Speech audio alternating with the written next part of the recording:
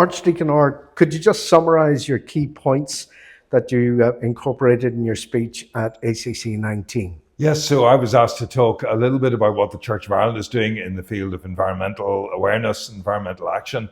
So I was talking to them about the Communion Forest Initiative, which is an Anglican Communion-wide initiative, and particularly some of the things that we've been doing in the Church of Ireland.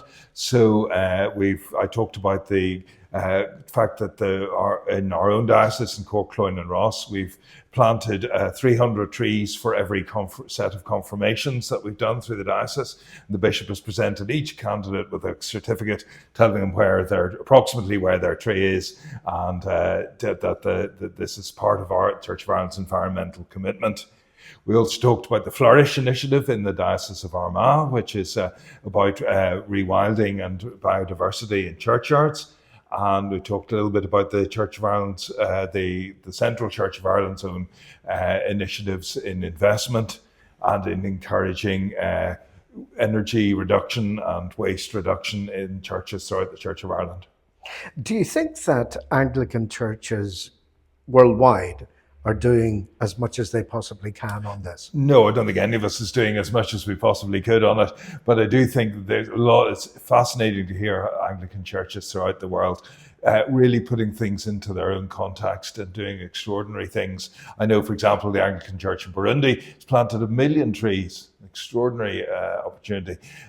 So all sorts of things. And of course, one of the things you get to hear from a gathering like this is, for example, churches on Pacific Islands that are literally facing extinction because of the sea level rise in the Pacific.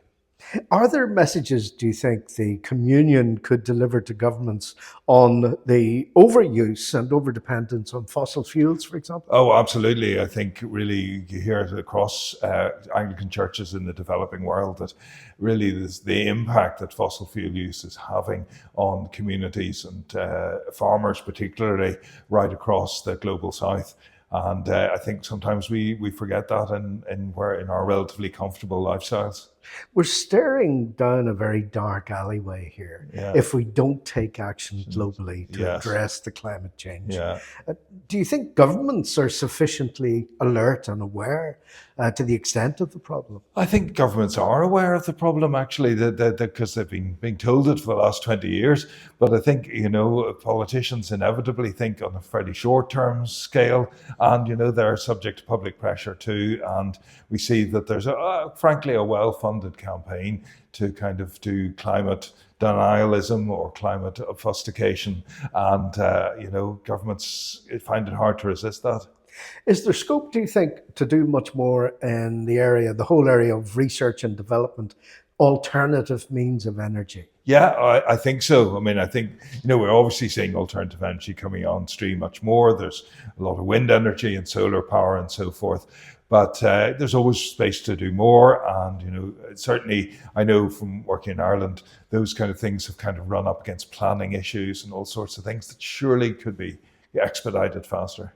And we need to do that in a bit of a hurry. We do. That's the brutal truth. We really do at this stage. Archdeacon, thank you very much indeed. Not at all. Good.